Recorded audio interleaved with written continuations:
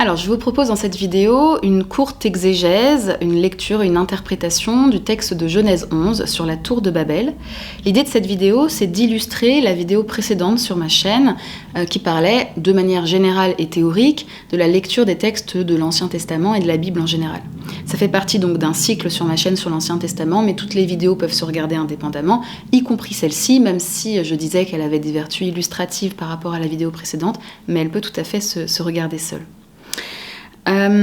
Pourquoi est-ce que j'ai choisi du coup ce texte de Genèse 11, la tour de Babel, pour illustrer le propos sur les méthodes pour approcher un texte biblique?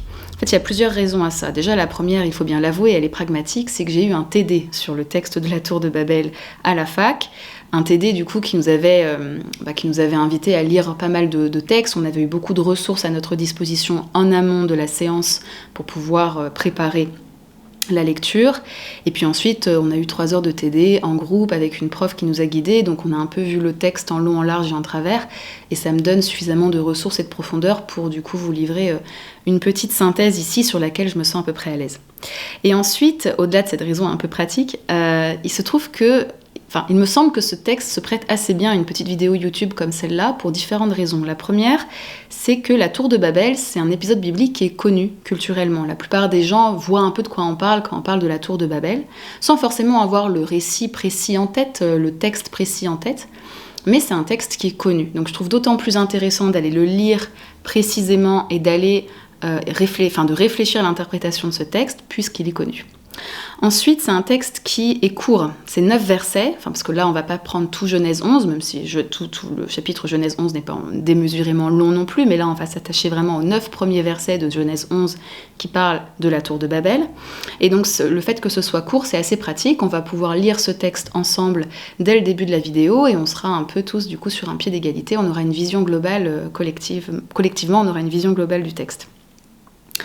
Et ensuite et surtout, c'est un texte qui illustre bien le propos de la précédente vidéo parce ça montre bien en quoi dépasser une lecture littérale et isolée d'un texte ou d'un verset dans la Bible est vraiment vertueux. C'est-à-dire qu'on voit avec Genèse 11 à quel point, quand on croise les approches, on constate un retournement d'interprétation. Ou en tout cas, sans aller peut-être jusqu'à parler de retournement d'interprétation, on constate vraiment qu'il y a de très nombreuses portes d'interprétation possibles et que ça fait largement se questionner sur ce qu'on aurait pu percevoir à la première lecture des grands messages du texte. Et peut-être juste avant de démarrer de lire le texte, quelques mots sur les ressources qui nous avaient été proposées pour préparer notre TD et que moi du coup j'ai recyclé pour préparer cette vidéo. Alors il y avait de nombreuses ressources, je ne vais pas vous les lister toutes, mais on nous avait invité d'abord à lire le texte dans 2 bibles commentées différentes. Dans la Tob, moi j'ai l'édition intégrale ici et les commentaires sur Genèse 11 sont très intéressants. On nous avait proposé aussi de le lire dans l'édition de l'Ancien Testament commenté. Ces éditions-là, elles sont vraiment très bien, parce qu'il y a des commentaires qui sont déjà assez riches et en même temps assez succincts sur chaque texte de la Bible. Et sur Genèse 11, là aussi, c'était très intéressant, puis ça permettait en plus de lire une autre traduction. Et ensuite, on avait différentes ressources. Il y avait également le chapitre des énigmes du passé de Jean-Louis Ska sur Genèse 11. J'ai déjà parlé de ce livre dans la vidéo sur l'historicité. Et puis surtout, et c'est là-dessus que je vais me baser principalement, on avait des analyses d'André Vénin, qui pour le coup est chercheur, était, je ne sais pas s'il l'est toujours, chercheur à Louvain. Il est spécialiste de l'Ancien Testament et il est spécialiste de manière générale de l'exégèse de l'Ancien Testament, mais il est particulièrement spécialiste du grec et de l'hébreu ancien. Et donc du coup, il a aussi ce prisme particulier sur les questions de traduction. Et on avait du coup un extrait de 2 de ses travaux. On avait un extrait de son livre « Actualité des mythes, relire les récits mythiques de Genèse 1-11 », qui est un livre qui n'est pas forcément facile à trouver, mais du coup nous on avait un extrait du chapitre sur Genèse 11. Et on avait également un extrait de la revue Biblia numéro 12 qui était paru en octobre 2002. C'était tout un dossier du coup sur la tour de Babel également qui permettait de parcourir le texte et ses interprétations. Donc je vais quand même beaucoup me baser sur André Vénin, dont j'ai trouvé que l'interprétation était particulièrement convaincante et intéressante. Et donc sans plus attendre, je vous propose de lire le texte de Genèse 11, versets 1 à 9. Je vous propose de le lire dans la traduction liturgique, donc sur AELF. C'est un parti pris comme un autre, mais comme la traduction liturgique se prête particulièrement à l'oral, eh bien, je me suis dit que j'allais sélectionner celle-ci. Toute la terre avait alors la même langue et les mêmes mots. Au cours de leur déplacement du côté de l'Orient, les hommes découvrirent une plaine en Mésopotamie et s'y établirent. Ils se dirent l'un à l'autre : « Allons, fabriquons des briques et mettons-les à cuire. » Les briques leur servaient de pierre et le bitume de mortier. Ils dirent : « Allons, bâtissons-nous une ville avec une tour dont le sommet soit dans les cieux. Faisons-nous un nom pour ne pas être disséminés sur toute la surface de la terre. » Le Seigneur descendit pour voir la ville et la tour que les hommes avaient bâtie. Et le Seigneur dit : « Ils sont un seul peuple, et ils ont tous la même langue. S'ils commencent ainsi, rien ne les empêchera désormais de faire tout ce qu'ils décideront. Allons, descendons, et là, embrouillons leur langue, qu'ils ne se comprennent plus les uns les autres. » De là, le Seigneur les dispersa sur toute la surface de la terre. Ils cessèrent donc de bâtir la ville. C'est pourquoi on l'appela Babel, car c'est là que le Seigneur embrouilla la langue des habitants de toute la terre, et c'est de là qu'il les dispersa sur toute la surface de la terre. Alors commençons par remarquer que si on découvre ce texte pour la première fois et qu'on n'a absolument aucune connaissance de ce récit biblique de la tour de Babel, qu'on n'a aucune connaissance des interprétations classiques qui en sont faites, on peut être assez désarçonné par le comportement de Dieu dans ce texte. Parce que finalement, les raisons de Dieu n'apparaissent pas si claires que ça. Il faut déjà une première couche interprétative dans tous les cas pour comprendre pourquoi Dieu intervient. Parce que si on s'en tient au verset 6, ils sont un seul peuple, ils ont tous la même langue, s'ils commencent ainsi, rien ne les empêchera désormais de faire tout ce qu'ils décideront, c'est pas clair. Pourquoi est-ce que ça pose un problème à Dieu, que cette unité entre les hommes et que cette capacité qu'ont les hommes à pouvoir faire tout ce qu'ils décideront ? On peut, en première instance, y voir là un Dieu rabat-joie, jaloux, qui est mécontent de l'entreprise humaine, de l'unité des hommes. Bon, il se trouve que par ailleurs, il y a une interprétation un peu commune qui est faite de la tour de Babel habituellement, mais qui demande déjà un premier niveau d'interprétation, même s'il est interne au texte. L'interprétation, c'est que les hommes, en fait, commettent un péché d'orgueil et que c'est ce que Dieu punit par le fait d'embrouiller les langues et de disperser le peuple. Et donc, cette interprétation se base sur, on va dire, la dimension symbolique de cette construction d'une tour dont le sommet soit dans les cieux. Donc, l'idée, c'est de dire, puisque les hommes construisent cette tour dont le sommet est dans les cieux, les hommes font un péché d'orgueil parce qu'ils cherchent à se rapprocher du ciel, et donc ils se prennent pour des dieux. Mais vous voyez, c'est déjà une première forme d'interprétation, une lecture symbolique du texte qui est faite du coup dans ce cas. Mais au-delà de cette interprétation qui a d'ailleurs longtemps fait autorité sur le texte de Babel, l'interprétation de la punition du péché d'orgueil, eh bien, il est intéressant d'étudier le texte dans son contexte et en utilisant différentes approches pour constater en fait que c'est peut-être plus compliqué que ça et qu'il y a d'autres possibles interprétations de cette intervention divine et qu'elle n'est peut-être pas tant que ça une punition. Et donc je vous propose en fait ici, en illustration de la vidéo précédente comme je disais en introduction, d'utiliser différentes approches, différents outils, de chausser différentes lunettes pour mieux comprendre ce texte ou en tout cas essayer d'en voir toute la profondeur. Et on commence tout de suite du coup par chausser les lunettes de l'approche canonique. Bon, c'est un peu pompeux de dire ça comme ça, parce que c'est surtout une simple étude un peu du contexte du texte que je vous propose. Mais effectivement, ça fait sens dans tous les cas de sortir de nos 9 versets, de regarder ne serait-ce que ce qu'il y a avant, ce qu'il y a après, et de regarder comment ça s'insère dans le livre de la Genèse, dans le Pentateuque en général. Ça peut nous aider à éclairer le texte, ça peut à minima nous poser des questions sur le texte. Alors, du coup, comment s'insère ce texte ? Donc on est en Genèse 11, versets 1 à 9, vous l'avez compris. Qu'est-ce qui se passe en Genèse 10 ?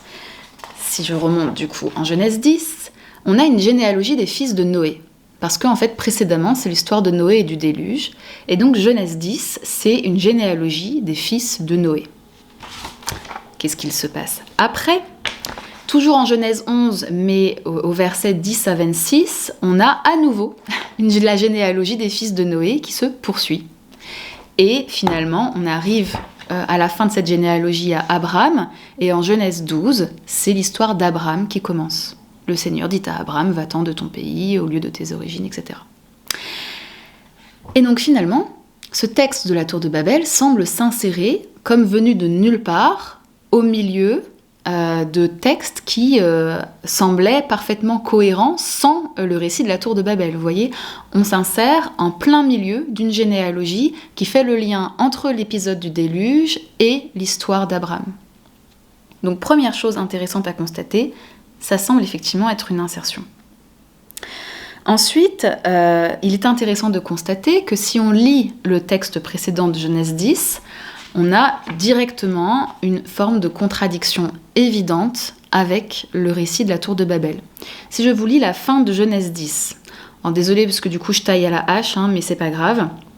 Comme je vous disais, on avait une généalogie des fils de Noé, et donc ça se termine par « Ce sont les fils de Sem, clan par clan, langue par langue, dans leur pays, nation par nation. Voilà les clans des fils de Noé, selon leur généalogie, dans leur nation. C'est à partir d'eux que les nations se sont réparties sur la terre après le déluge. » Donc dans Genèse 10, on a différentes langues, on a une dispersion des nations, et on présente ça comme une bonne chose. Et en Genèse 11, versets 1 à 9, c'est une punition divine, alors que les peuples parlaient tous la même langue avec les mêmes mots, etc. Donc vous voyez, la contradiction, elle est juste évidente, et ça fait forcément se questionner. Et ensuite, de manière plus générale, ce que disent les exégètes aussi des ressources que j'ai pu consulter, c'est que quand on prend la Genèse en entier, le Pentateuque même en entier, on est face à un Dieu qui est bienveillant, soucieux de l'humanité, même si parfois il y a une couche d'interprétation à faire pour bien le saisir et bien le comprendre, mais de manière générale, Dieu est bienveillant et soucieux de l'humanité. Et donc pourquoi, dans Genèse 11, 1 à 9, il ne le serait pas ? Pourquoi il serait un Dieu punitif qui empêche l'entreprise humaine ? Il y a forcément, dans l'entreprise divine de Genèse 11, également une dimension bienveillante qu'il s'agit du coup de comprendre. Donc pour l'instant, mettons de côté ces questions de contexte, on y reviendra, et chaussons les lunettes de l'analyse littéraire pour observer le texte par ce prisme. Alors, qu'est-ce qu'on peut dire déjà du genre littéraire du texte, puisque il nous est toujours recommandé d'interroger le genre littéraire d'un texte quand on étudie la Bible. Et là, ce qu'on peut dire, c'est qu'il nous semble qu'on est un peu à mi-chemin entre le conte, la fable ou le genre dit étiologique en exégèse. Ça semble être un conte parce qu'on a une situation initiale, toute la terre parlait la même langue, les mêmes mots, un élément perturbateur dans le fait que les hommes se mettent à construire leur tour, des péripéties avec l'action de Dieu, et puis finalement une situation finale, les hommes qui sont dispersés et qui parlent des langues différentes. On pourrait aussi parler de fable en ce sens qu'on apprend un peu une leçon au travers d'une histoire archétypale, sans personnage nommé, sans date, sans lieu précis, comme si on parle de Mésopotamie. Mais en fait, pour être plus précis, en tout cas dans le domaine exégétique, ici on parlerait plus d'étiologie, au sens où c'est un mythe qui a vocation à expliquer un fait qui semble inexpliqué dans le présent, en l'occurrence la variété des langues sur la Terre. Donc on est effectivement face à un récit mythologique, pour expliquer cette diversité des langues. Ensuite, toujours sur l'analyse littéraire, en fait, il est intéressant d'aller regarder la manière dont le texte est construit, les effets de syntaxe, les figures de style, le lexique qui a été sélectionné, etc. Donc là, je vais faire vraiment juste quelques remarques. C'est très superficiel ce que je vais vous dire, mais évidemment, il faudrait creuser. Mais en tout cas, ça permet déjà de rentrer un petit peu dans ces sujets. Si on s'attache aux 4 premiers versets qui décrivent du coup les actions humaines, en fait, on voit qu'il y a beaucoup d'effets de répétition, de parallélisme, un peu lourd, quoi. Toute la Terre avait alors la même langue, les mêmes mots. Si on regarde du côté de la traduction, ça c'est quelque chose qu'on peut pas inventer, il faut aller regarder les textes en hébreu, et pour le coup, moi, c'est au travers des lectures que j'ai pu faire que j'ai découvert ça. Mais en fait, ce qui est traduit donc en traduction liturgique par « fabriquons des briques et mettons-les à cuire », si on traduit littéralement, ce serait briquetons des briques et cuisons-les en cuisson. Donc avec vous voyez, c'est volontaire, quoi, l'effet répétitif et martelé. Donc il y a ces effets de répétition. Il y a un effet d'uniformité en ce sens qu'il y a que du pluriel, que ce soit les hommes, l'usage de la troisième personne du pluriel, ou l'usage de la première personne du pluriel quand on utilise l'impératif et que les hommes s'expriment. Donc fabriquons, mettons-les à cuire, bâtissons-nous une ville, faisons-nous, etc. Donc que du pluriel totalement qui uniformise un peu ce groupe. On n'a par ailleurs aucun connecteur logique, donc dans la manière dont les hommes prennent des décisions, on n'a pas l'impression d'une réflexion particulière et d'un projet qui se déploie, hein. C'est allons, fabriquons, allons, bâtissons, voilà, pas de connecteur logique. Tous semblent parler d'une même voix, hein, au travers de cet impératif pluriel. Et donc, rien que par cette manière, finalement, cette syntaxe et ce choix stylistique, on a cette impression d'uniformité et d'hommes, d'une espèce de masse uniforme d'hommes qui agissent un peu comme des automates. Et toujours sur l'analyse littéraire, Vénin, c'est très intéressant, lui il étudie les structures, différentes structures possibles du texte, et il dit en observant le récit de la tour de Babel, il est possible de repérer deux structures différentes en se basant sur les mots qui reviennent et sur les oppositions que font émerger les récurrences. Et une première organisation met en évidence le parallélisme entre les deux parties, la partie des hommes et la partie de Dieu. Et une seconde manière de voir la structure montre davantage leur opposition. Et donc je vous mettrai peut-être à l'écran les deux structures que Vénin propose. La structure donc en parallèle, où finalement il montre qu'au verset 1 on peut faire correspondre le verset 6, au verset 3 le verset 7, au verset 4 le verset 8, etc. Donc il y aurait parallèlement les actions des hommes, les actions de Dieu. Et puis il propose également une vision concentrique, où en fait toutes les actions des hommes amènent du coup à bâtir cette ville et cette tour, et les actions de Dieu amènent progressivement à brouiller donc les langues et les disperser sur la terre, et que là aussi, par le vocabulaire employé et par les effets d'opposition, cette structure peut se dégager. En tout cas, en fait, en étudiant ces structures, au-delà de favoriser effectivement une meilleure compréhension du texte et de comment il a été composé, Vénin propose l'interprétation suivante, c'est que ce soit parallèle ou concentrique, dans tous les cas, ça peut assez faire penser à une forme de loi du talion.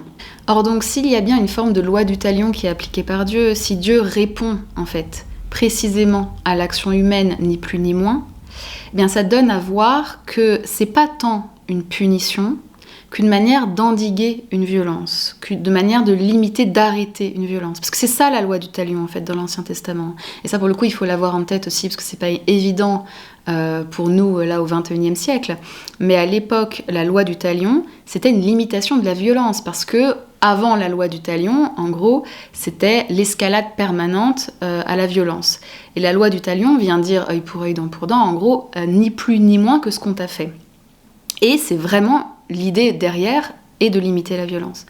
Et donc, ce que dit Vénin, en partant effectivement des structures, on peut considérer que c'est une surinterprétation, mais ça donne juste à voir effectivement que Dieu ne fait ni plus ni moins que éviter ce qui est en train de se mettre en place, et donc potentiellement ce qui est en train de se mettre en place, c'est une violence. Donc là aussi, pour l'instant, on garde cette analyse littéraire au chaud, hein. Évidemment, pour l'instant, ça fait un peu puzzle, mais l'idée, c'est de faire lumière sur le texte par différents angles pour ensuite tout compiler et pouvoir faire une interprétation plus générale. Mais je vous propose cette fois-ci de chausser encore de nouvelles lunettes, de chausser les lunettes de l'histoire, de l'archéologie, et plus particulièrement de l'histoire de l'écriture.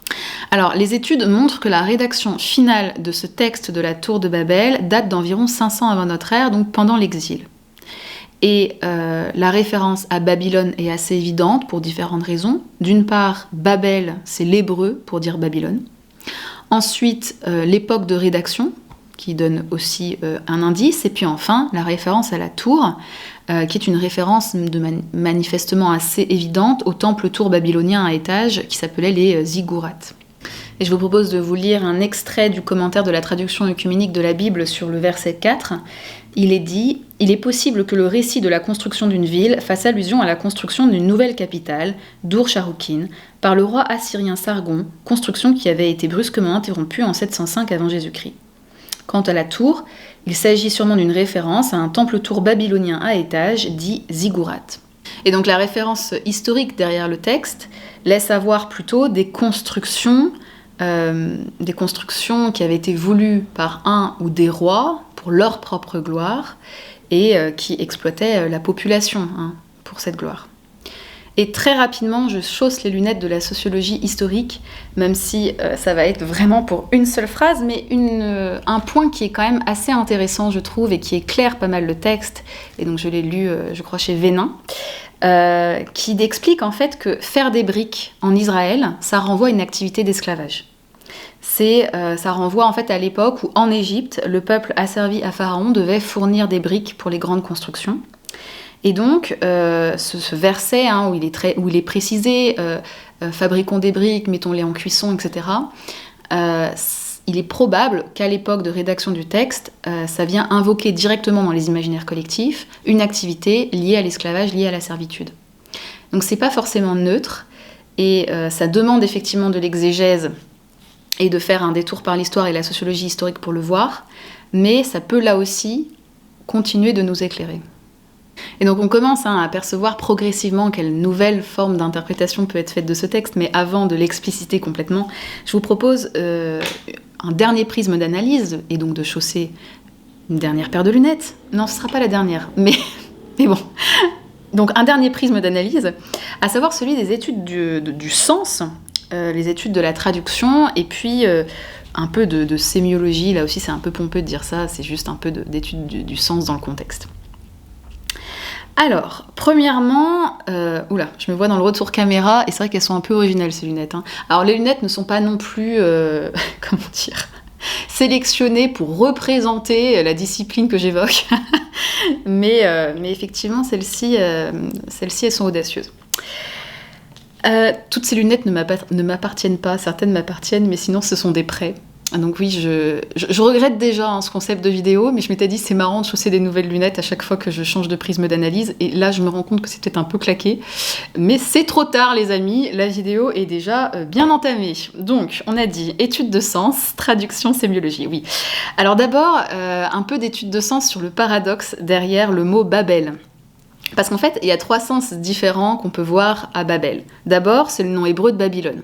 Déjà, commençons par là. Et d'ailleurs, dans les traductions de la Bible, la plupart du temps, c'est traduit par Babylone, et il n'y a que dans ce texte qu'on traduit par Babel, ou qu'on laisse Babel. Deuxième sens, il se trouve qu'en langue akkadienne, donc la langue des Babyloniens, le sens de ce nom est Bab Ilu, donc littéralement « porte de Dieu ». On pose ça là. Et finalement, donc dans Genèse 11, le narrateur fait un rapprochement avec le verbe balal, donc il fait un rapprochement entre Babel et balal, et le verbe balal signifie embrouiller, confondre. Et c'est pourquoi il dit, à la fin, aussi lui donne-t-on le nom de Babel, car c'est là que le Seigneur brouilla la langue de toute la terre. Bon, il fait ce rapprochement. Mais donc on a un peu ici une forme de paradoxe entre un mot qui signifie à la fois porte de Dieu et ce qui semble de prime abord, mais de moins en moins, de prime abord comme quelque chose de négatif, à savoir le fait d'embrouiller les langues et de créer de la confusion. Donc pourquoi cette confusion serait également une porte vers Dieu ? C'est la question qu'on peut se poser. Un deuxième point sur lequel je voulais revenir, mais je vais changer de lunettes parce que vraiment je trouve que ça fait mal aux yeux ce truc-là. Un deuxième point sur lequel je voulais revenir, sur la question du sens, c'est le sens de l'expression « se faire un nom ». Parce que quand on lit le texte comme ça, faisons-nous un nom, on peut le lire sans y réfléchir plus que ça, en pensant juste à une notion effectivement de gloire.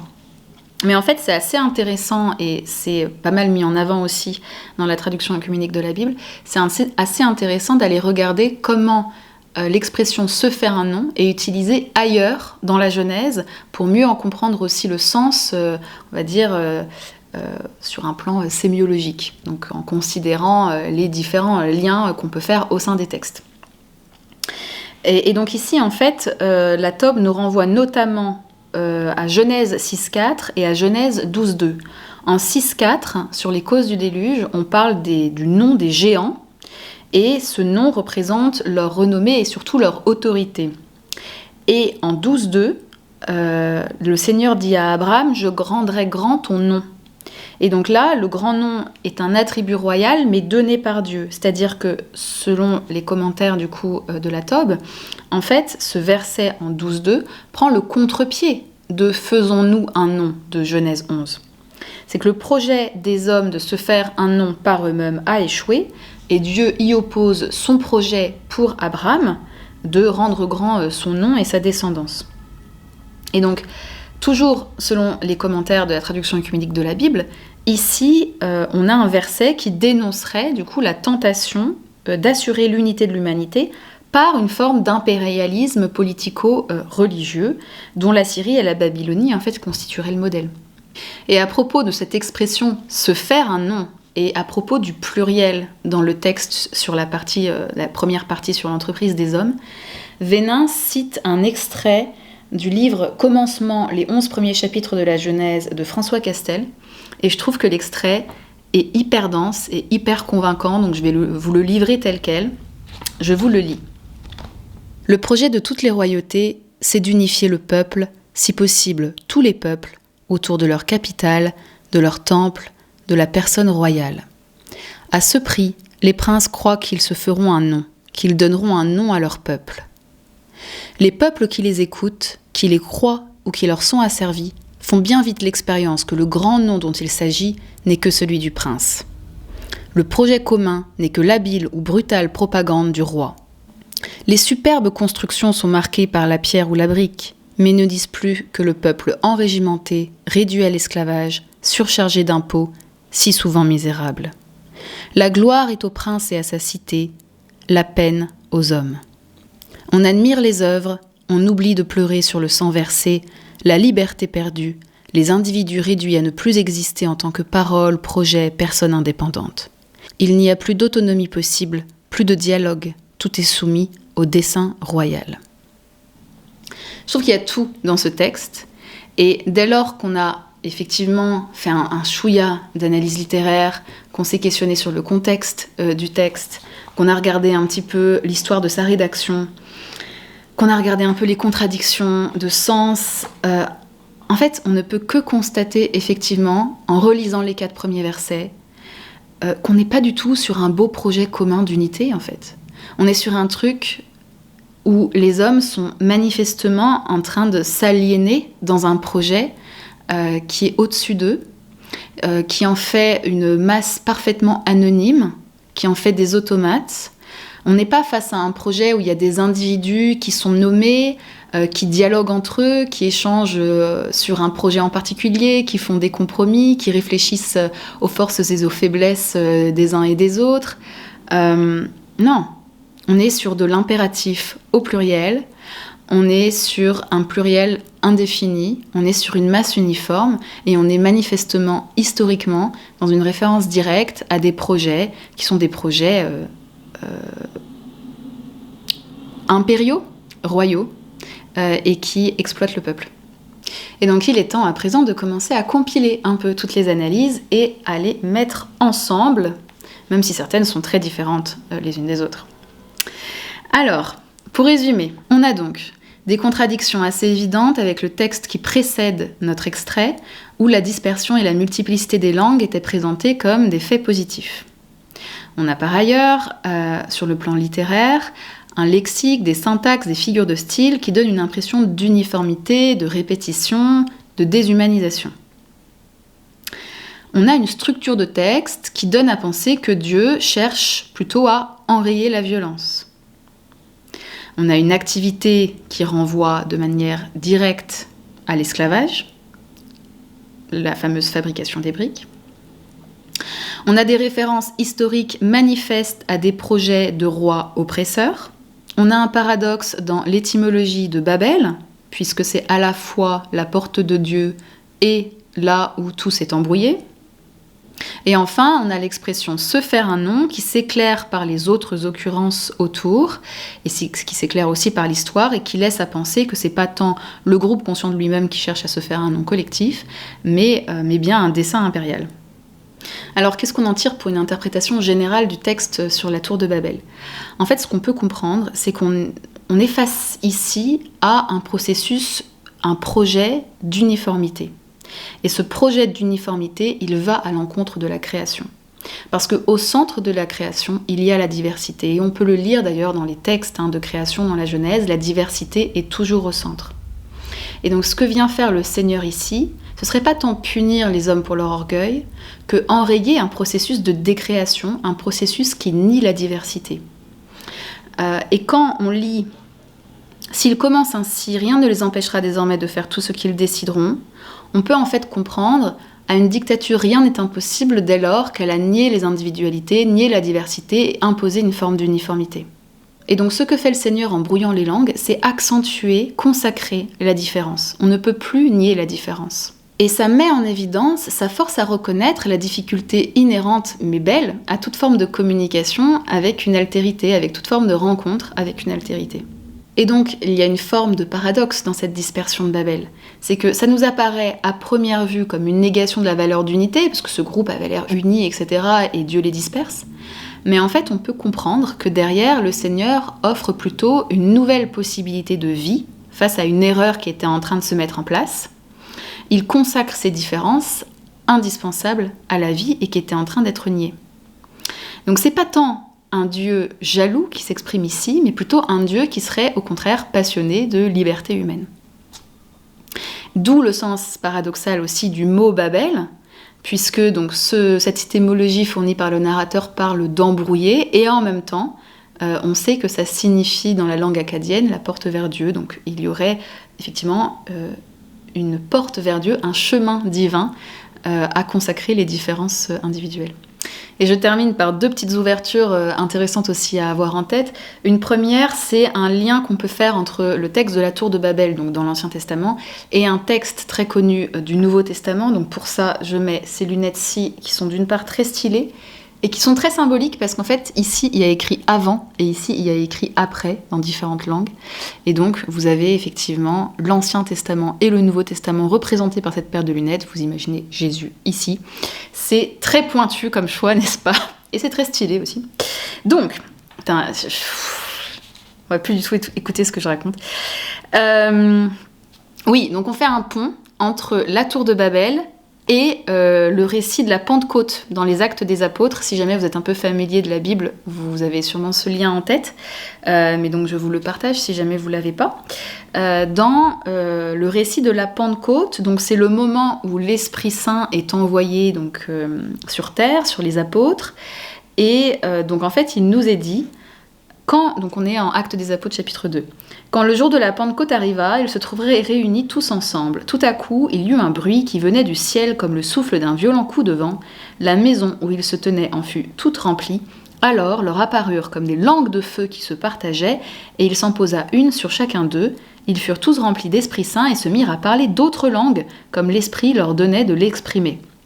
Il parle d'autres langues et ensuite, je ne vais pas vous lire non plus tout le texte, mais en gros ce qu'il est expliqué, c'est que à ce moment-là, à Jérusalem, il y avait plein de gens venus de toutes les nations qui parlaient donc différentes langues, et chacun les entendait parler dans sa propre langue. Et donc en fait, ici, on a également cette unité au moment du récit de la Pentecôte dans le Nouveau Testament, qui se fait, mais qui ne se fait pas au prix de la négation des différences. C'est-à-dire que chacun les entend parler dans sa propre langue, on a bien une communion, mais qui n'est pas au prix d'une uniformisation, et on a une communication qui se fait au-delà des langues, mais tout en les considérant. Et je termine par quelques éléments que nous livre Vénin sur l'histoire de la réception et sur la critique sous-jacente en fait, de ces textes, notamment à l'époque de leur rédaction. C'est vraiment très intéressant. Lui, il dit qu'en critique sous-jacente très concrète à l'époque, il y a un peu deux pistes possibles, d'ailleurs qui peuvent cohabiter et qui ne sont pas contradictoires. La première piste, c'est que, bon, évidemment, on est à une époque où le peuple de Juda est écrasé par l'Empire babylonien. Donc très probablement, cette histoire de Babel peut être une critique directe de la politique de l'oppresseur, qui admet assez peu de voix discordantes dans son empire. Mais une deuxième critique est intéressante aussi, plus introspective, peut-être plus profonde en un sens, c'est que ce serait aussi une critique de la manière dont le pouvoir s'est développé au sein du peuple élu lui-même.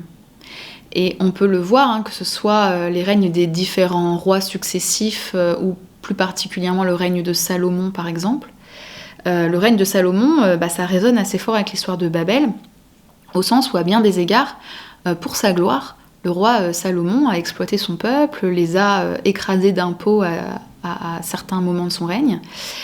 Et donc ça peut être aussi une piste d'interprétation critique possible, ou un sous-jacent critique en tout cas à l'époque de la rédaction. Je m'arrête ici, j'espère que vous n'aurez pas trouvé que c'était trop succinct, trop superficiel. Le but c'était surtout de faire une vidéo plutôt courte cette fois-ci, et qui donne à voir, plutôt qu'elle n'entre vraiment dans les détails, mais qui donne à voir la puissance d'une lecture d'un texte biblique qui utilise différents outils pour faire lumière, qui chausse différentes lunettes. Pour mieux comprendre le texte et sa profondeur, parce qu'évidemment ce sont des textes d'une part qui sont vieux, donc éloignés chronologiquement de nous, dont on n'a pas du coup forcément toutes les références historiques, toutes les évocations, tout ce que ça pouvait invoquer dans l'imaginaire collectif à l'époque. Si par ailleurs on s'arrête sur un texte en particulier avec une traduction particulière, on peut passer aussi à côté de certaines complexités de traduction. Alors ici il n'y a pas trop eu... je me suis pas trop appesantie là-dessus, mais on avait fait, pour info, une exégèse du livre de Ruth, où il y avait beaucoup de questions de traduction qui se posaient et qui pouvaient là aussi créer des retournements d'interprétation assez impressionnants. Donc bref, tout ça pour dire effectivement que sortir d'une lecture littérale isolée du texte apparaît assez essentiel, à la fois par culture générale et pour mieux comprendre les textes, et sur un plan également de foi, parce que si jamais vous avez une démarche spirituelle quand vous lisez les textes de la Bible, eh bien ici on voit à quel point une interprétation enrichie de différents outils d'analyse permet quand même de modifier notre compréhension de Dieu et de l'action divine. Et ça change quand même les choses, hein. C'est quand même un décalage important. Donc voilà, je m'arrête ici. C'était donc la vidéo un peu épilogue de mon cycle sur l'Ancien Testament. Ça ne veut pas dire que je ne referai pas des vidéos relatives à ce thème, mais comme je disais en conclusion de la vidéo précédente, j'ai quand même un petit peu envie de passer à autre chose et de partager d'autres types de contenus. N'hésitez pas à commenter, à rajouter des éléments, à enrichir, hein. Les commentaires sont aussi là pour ça. Je ne peux évidemment pas tout dire dans une vidéo. Si vous voulez apporter aussi de la nuance, d'autres perspectives, n'hésitez pas. Et puis, je fais une pause pour le reste de l'été et je vous retrouve normalement à la rentrée. Au revoir.